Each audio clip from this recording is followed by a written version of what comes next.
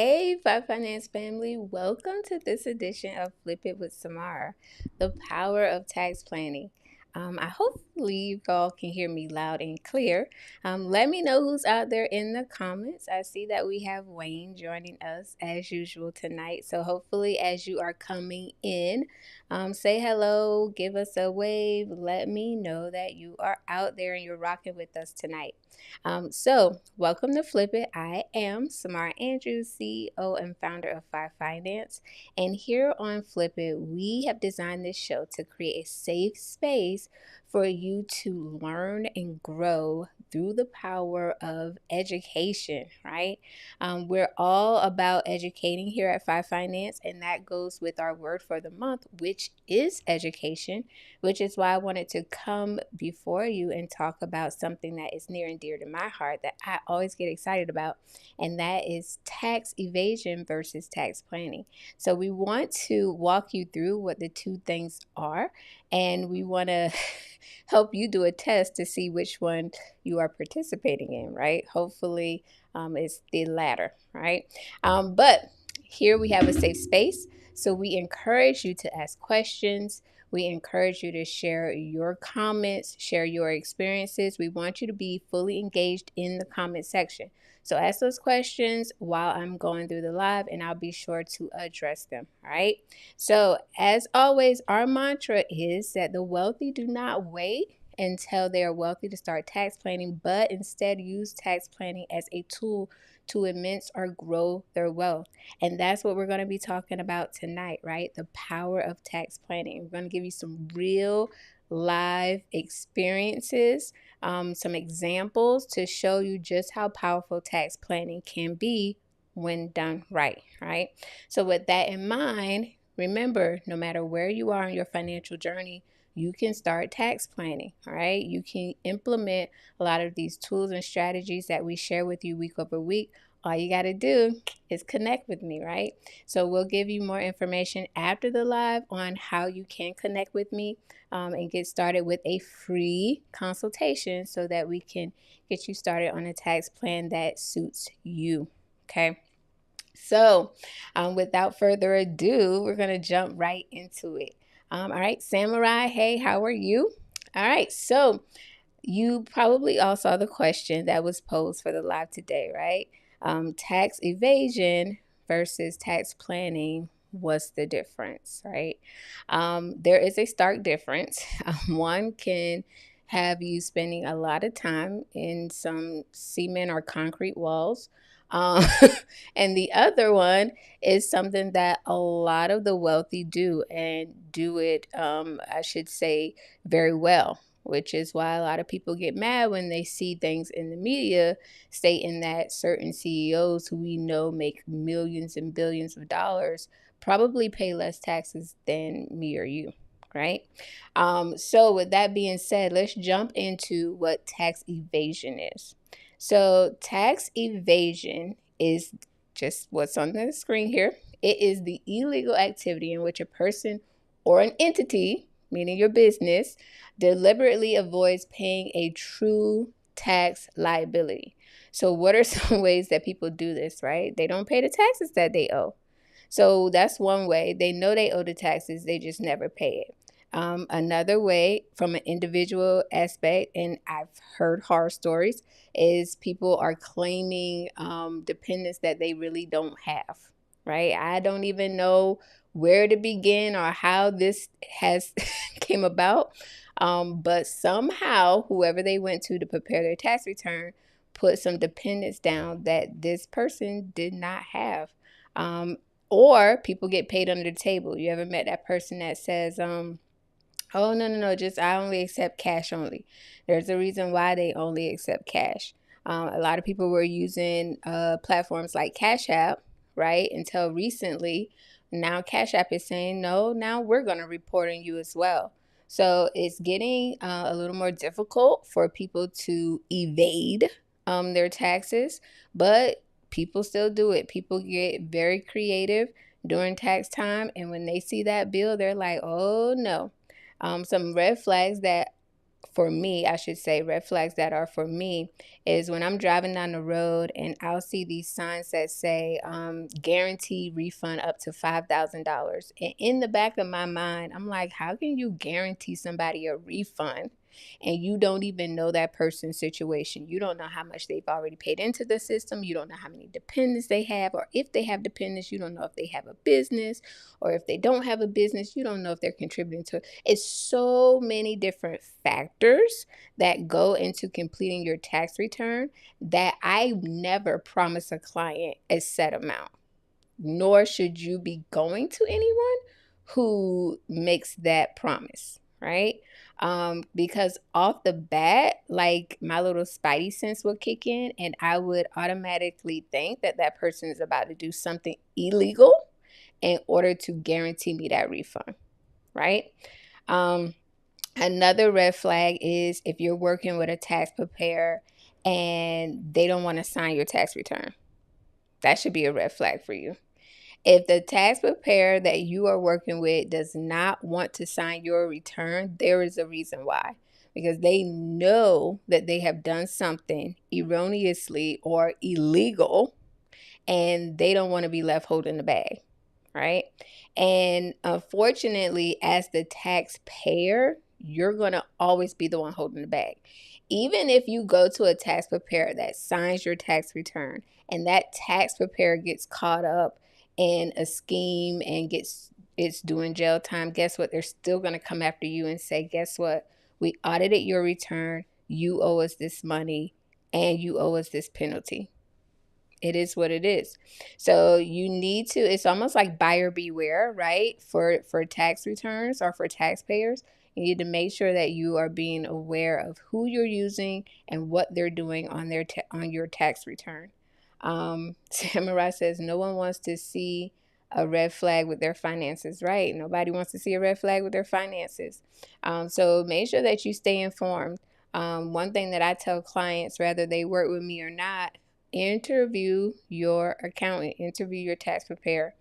Make sure that you feel safe and secure with that person. Look up their reviews, right? See if you can follow them on their social media platforms, or if they're on Google, look at their reviews there. You want to see the feedback. You want to know what people are saying about this person, if they're trustworthy or not. All right, so before I move forward, we think we have a question. So Marie Mitchell, hello Marie. She is asking, so why do we have some celebrities that don't pay their taxes? Oh, that brings me to my examples. So here recently in the news, I think most of us have heard about it, but Steve Harvey came out and said that he was guilty of tax evasion, essentially what happened. And so, but he was unaware. This is what he said. He said he was unaware that it was happening. So Steve Harvey says that he was writing checks out to his accountant. It was being stapled to the tax return, and he thought that the checks were being mailed off to the IRS. Well, unbeknownst to Mr. Harvey, his accountant was not mailing off the checks. Instead, the accountant was embezzling his money. And so after he had racked up, and I can't remember how many millions of dollars this was that he had owed the IRS, the IRS said, hey, listen, you got to come up with a way to pay us in X amount of time or you're going to jail. It is what it is. And so he was able to work out a plan. Now, even though that accountant did something that was wrong, just like I said, the tax preparer, you are going to be the one left holding the bag, right? Another scenario a few years back, I believe Wesley Snipes got in trouble for tax evasion. And I don't know the ins and outs of his story, but again, he got caught, and I'm pretty sure he did have to do some jail time. So there are celebrities that have gotten caught trying to evade from paying taxes, right? Because they were doing it in an illegal manner, or there were some illegal activities that were occurring.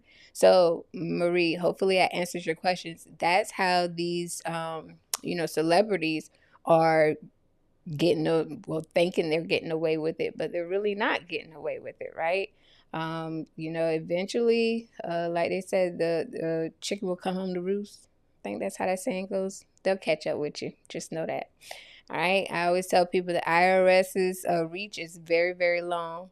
So don't think that you will win that fight, right? Especially when trying to do something illegally. All right, so we have another question, I believe. Um, so Samurai makes a statement. He said Wesley thought that if he filmed movies overseas, that he didn't have to pay taxes in the U.S. He was wrong. He was dead wrong. Okay, so for everybody that's listening, where your citizenship is, that's where you pay taxes. Period, point blank. Like there's no way around that. So, and in most cases, in some cases, you may have to pay taxes like where you work or where your business is, and then where your citizenship is. It's very similar from a state perspective too. Like I have worked with clients that work in one state but live in another state, and so some states don't have what we call reciprocity, and so they'll have to pay taxes in the state that they live in, and then taxes were also taken out of their check in the state that they worked in. Now, there are ways, right, to get a deduction on the tax return once it's processed, but for the most part, some states don't have reciprocity, so they just want their money. So, yes, Mr. Snipes was not informed well. You do have to pay taxes on income, whether you earn it overseas or not, if you are a U.S. citizen. All right, that's just how it goes. All right, so now that we've talked about tax evasion, now I want to move on to what tax avoidance is. So now you have some red flags that you can look out for when you're interviewing a tax preparer. Like I said, if they don't want to sign the guaranteed refund, probably going to do something illegal to get you, the best possible outcome, right? Now, what tax avoidance is? Tax avoidance is any legal method used by a taxpayer to minimize the amount of income tax owed, right? So basically, this is somebody using shelters, tax deductions, tax credits that are out there that were created by the Internal Revenue Service in order to reduce their tax liability to the lowest amount possible. So how do you do this? Tax planning is a tool. So you can use things like shelters, credits, and deductions to do this, right? That's why it's important that you're interviewing your tax preparer, your accountant, so that you can get a good sense of, hey, can this person take care of me? Will this person be able to meet my specific need? And can this person grow with me as my business grows or as my finances change over the course of 5, 10 years? So, those are some things that you should be thinking about when you are interviewing your accountant. And you should interview your accountant, your tax preparer. You should totally feel comfortable with this person, because at the end of the day, like I said, no matter who signs that return, the taxpayer is going to be the one left holding the bag. Now, I'm not saying that your tax preparer will get off scot-free. They may get caught as well, but essentially you have to be the one that is gut checking, asking questions. Ask questions, people. I cannot tell you how important it is for you to review your tax return with your tax preparer. And if that tax preparer does not want to review your tax return with you, that should be another red flag, right? Because if that person is not versed enough to review the return and explain it to you in a manner that you can easily digest and understand, then that is probably not the person you want to work with or grow with, right? All right, so Samurai had a statement. He said, "This is why each individual should understand their finances just as well as their account." That's right. Should be very familiar with your finances. Every client that I work with, I empower them, right? So they hire me, yes, to do a job. Yes, I'm keeping them compliant. Yes, I'm trying to make sure that they pay the least amount of taxes as possible legally, right? We implement tax avoidance through tax planning. However, I empower them in the way that they should understand their finances too. That's why I walk them through it. That's why we have quarterly meetings, because I want them to have just as much control and power over their finances as I do by just reviewing them, right? And it helps them make better informed decisions. So definitely, Wayne says, tell your accountant, show me the money, right? And your accountant should have no problem with opening your books up and walking you through them. They're your books, all right? And keep that in mind when you're working with a tax preparer or you're working with an accountant. At the end of the day, yes, they are the subject matter expert. Yes, you should lean on them, right, for their expertise or their guidance. But this is your money, right? This is your life, this is your business. So you definitely need to take ownership in a sense where you're empowered and you understand what's going on, right? It should be never a time where you're left in the dark. One of the biggest benefits that my clients get through the tool of tax planning is no surprises at the end of the year, right? So I'm going to give you some examples. So we had a client that we worked with for a full year. We actually met in 2020 around May because in 2020 they extended the tax filing period to May. So she came and worked with us so that we can file her taxes in 2000 for 2019 and 2020. So we did that, and then she decided to work with us for a full year as an accounting client and saw a drastic change. At the end of the year, there were no surprises, you know? So because we utilized tax planning, we put her on a plan where she was paying her taxes quarterly through our estimates that we provided, and we were able to get that client within hundreds, right, of what her tax liability was, hundreds. So instead of her having to write a check that had a comma in it, right, she only had to write a check for a few $100s, right? That's a big deal when you are a small business owner because we're counting every single dollar, right? So it matters to what you're having to dish out at the end of the year, which is why some people choose the option to evade paying their taxes because they get this large tax bill at the end of the year and they just can't afford it, right? But that's not the way. There are other options. You can definitely reach out to the IRS. You can ask for a payment plan. They will be happy to do that.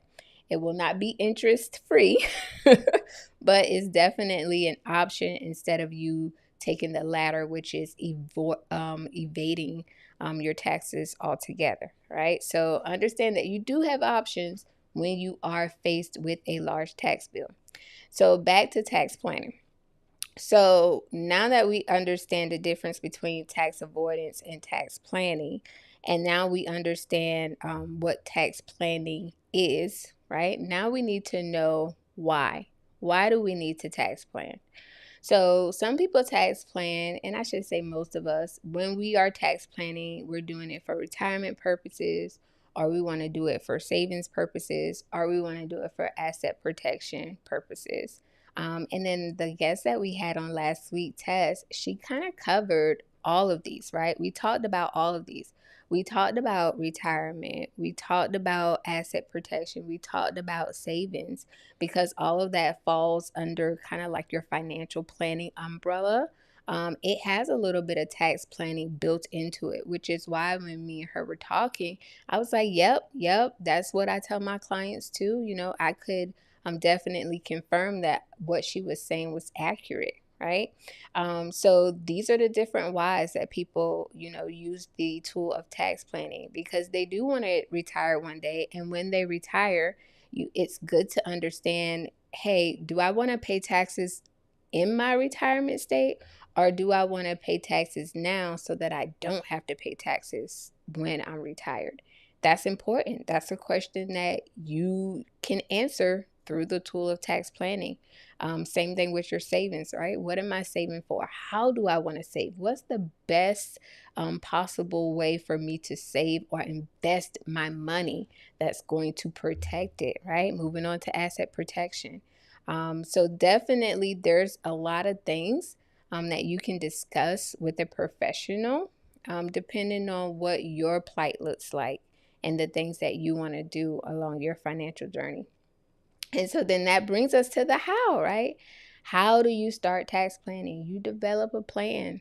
So this is not an easy task, right? So yes, it's an easy bullet point, develop a plan, okay? But it's not an easy task. And the reason why I say that is because when you look at the tax code, so essentially, when you're tax planning, basically you're going through the tax code and you're trying to find every single shelter credit deduction that is afforded to you. And then you're trying to apply all of those to you so that you get the best possible outcome, right?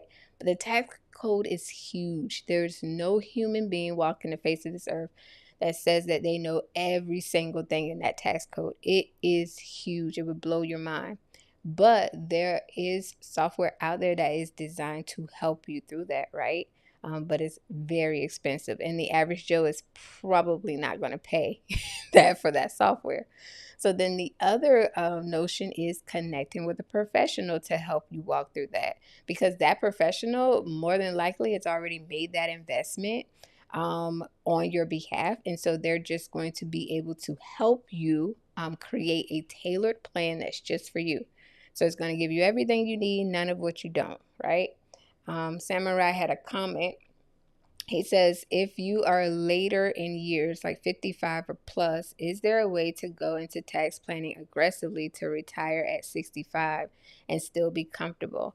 Yes, you can do some aggressive tax planning, but it's probably going to be, I know it's going to be a lifestyle change. It's not probably, it will definitely be a lifestyle change, and it will definitely be a commitment, especially if you're married, that you're going to have to discuss with your spouse, because the aggressive manner in which you're going to have to push money into whatever instrument you're going to be using. And I don't give guidance on what instrument, you should use. That's something that I leave to the professionals, which is why I had other people on the show.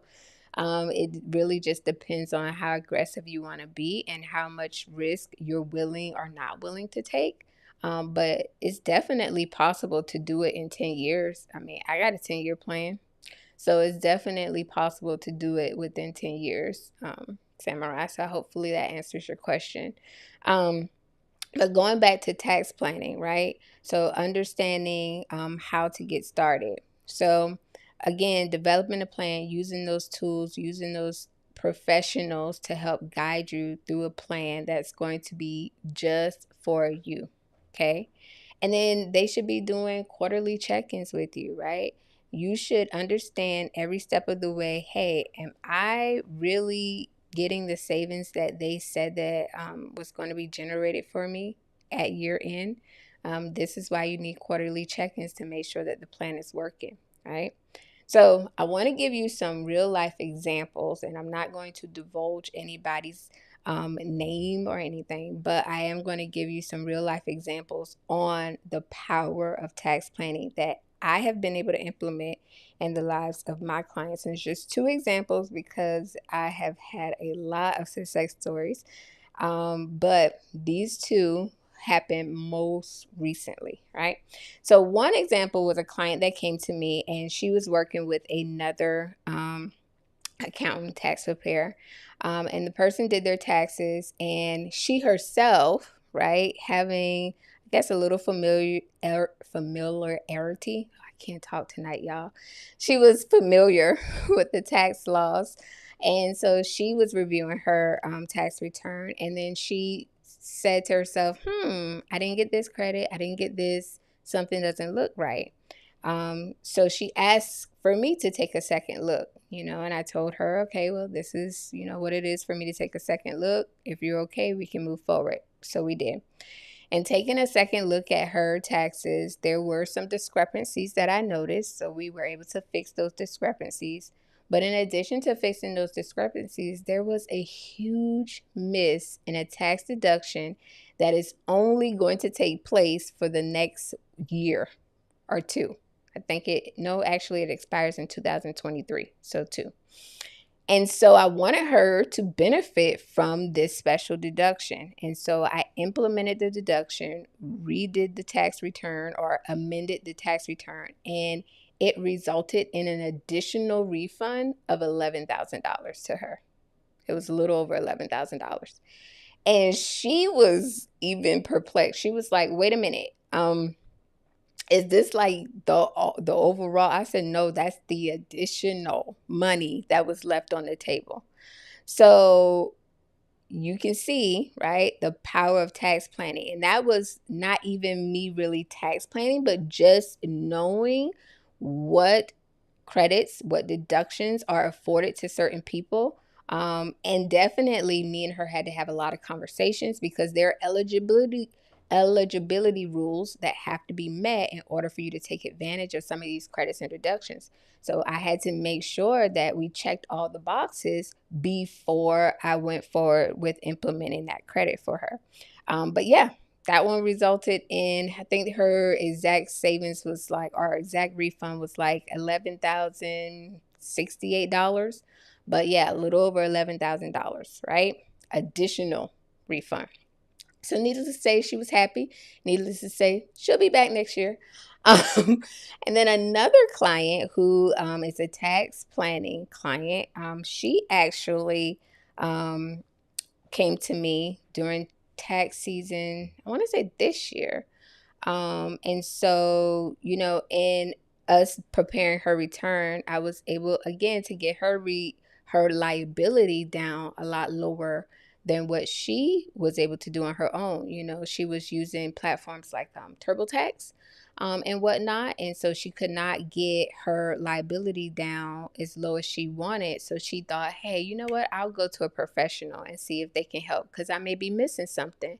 And there were a few things that we were able to implement that were oversight on her part. But, I always tell my clients, listen, that's what I'm here for. Just to do a second look, make sure that we are good to go and that you don't miss anything. I want to make sure that you get the most of your money back as possible, right? If you're getting anything back, or at worst case scenario, paying the least amount of money in as possible, right?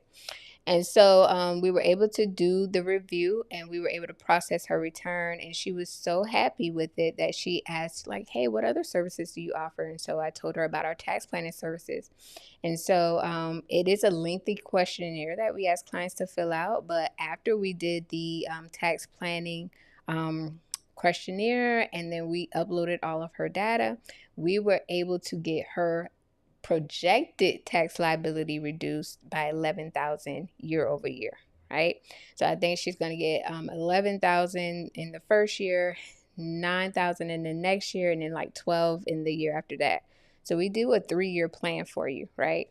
And so she was able to get her tax liability reduced year over year by implementing or by, allowing us to create a tax plan for her that's tailored just for her and her business, right? So those are real life experiences, real life examples of how you can help a client through tax planning, how we have Five Finance has helped clients through tax planning. So I know we have a lot of comments, and I want to make sure that I address them all. So Wayne says, you were talking about software. What software do you use for your clients and which are you proficient in? So I use a lot of software. So I use Drake to process tax returns. I also use Intuit, which is ProConnect Tax to process tax returns for my business clients. And then I also use another tax planning software called Corby. It's very expensive for the average Joe. So probably not something that as an individual you would make an investment in, but definitely something that as a business owner is a good investment, especially if you're going to start doing tax planning. And so Earl White, Wayne says 11,000, Lord have mercy, right? Right. Earl says, when is enough to retire on? Earl, that depends on the life that you want to lead when you retire. Okay. So some people are able to survive off of 60,000 a year. Some people off 30, right? It depends on things like, hey, will I have a mortgage when I retire? Will I have a car note when I retire? Will I be traveling? Like, what does my life look like in retirement? So that really depends on what type of life you want to lead when you enter into retirement. And you also need to account for inflation. Inflation naturally happens about 2 to 3% year over year, but as we saw this year, our inflation got up to, I think, 8.5 was the last time I checked. So there are a lot of factors that prevent anybody from just throwing a number out there. It's definitely something that you have to sit down with a professional and walk through to make sure that you have enough in the kitty for you to retire comfortably. Okay. Samurai says, Earl, enough is never enough, but that's just my opinion. Right. For some of us, enough is never enough. But definitely work with a professional. Let them know like what retirement looks like for you. Be very transparent about everything that you have going on and things that you have even in the works. So that they can help develop a strategic plan so that you are comfortable when you do decide to retire, right? So I don't think we have any more questions or comments. I know that was a lot of information. I so much appreciate you for being engaged and sticking with me throughout the live. It was a little different this week. It was just me solo, right? For those that have been rocking me with me for a while, this wasn't different for you because you're used to me just being solo and up here talking. So I appreciate you being engaged, and I hope you learned, right? I hope you first understand what tax avoidance versus tax evasion is, and then you also learn how to look out for those red flags. I want you to look out for those red flags because I really don't want any of you all to be burned, right? There's so many horror stories out there and I hear them often, so don't be burned. And then I also want you to understand the power of tax planning, right? And so hopefully I was able to communicate that in a manner where it was easy for you to digest and you got it, right? And then hopefully you can start your tax planning journey today. So if we have one more comment. So Samara says you did an awesome job explaining how to stay out of jail. It's so much appreciated. Right. I'm so glad that was your takeaway because that's exactly what I hope to do. Tell y'all how to stay out of jail. I always tell my clients, honey, I don't wear silver bracelets. I don't wear silver bracelets, and orange is not the new black. So I will not be going to jail for you. Okay. So anywho, hopefully this was very, very helpful. Again, if you want to start tax planning today, the best way to do that is connect with me, right? So you can definitely go to our website, www.5finance.com, book a free tax planning consultation. I do not mind jumping on the phone with you so that we can develop a strategic plan to help reduce that tax liability year over year, right?